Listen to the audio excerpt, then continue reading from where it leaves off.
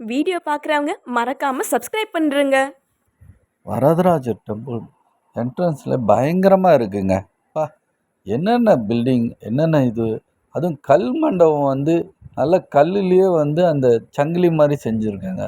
வேறு லெவலுங்க.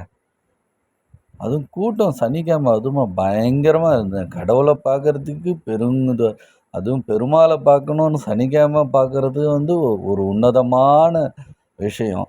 இந்த உன்னதமான விஷயத்தில் நிறைய கூட்டங்க. ஆனால் கல் சிற்பம், அந்த சிற்பத்தை பார்க்கும் போதே கண் வந்து 1000 கோடிங்க. 1000 கோடி.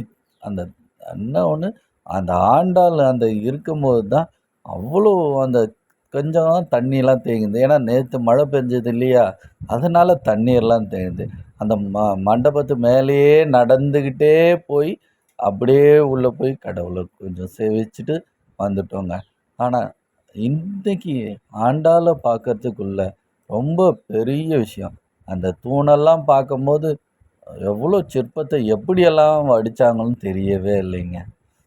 வெரி நைஸுங்க. அதுவும் ஒவ்வொரு சிற்பமும் வந்து பயங்கரமாக இது பண்ணியிருக்காங்க. இந்த பெருமாள் கோயிலோட பின்னாடி வந்து எவ்வளோ கூட்டம் பாருங்கள். அள்ளும்போது இந்த கூட்டத்தில் தாங்க நாங்கள் நின்று கால் கெடுக்க நின்று கடவுளை கண்ணார பார்த்தோங்க. அதுவும் இந்த சிற்பம் பாருங்கள், ஒவ்வொரு இதுவும், அதுவும் அந்த டாப் வியூ பாருங்கள், வெரி நைஸ்ங்க, வேறு லெவலுங்க.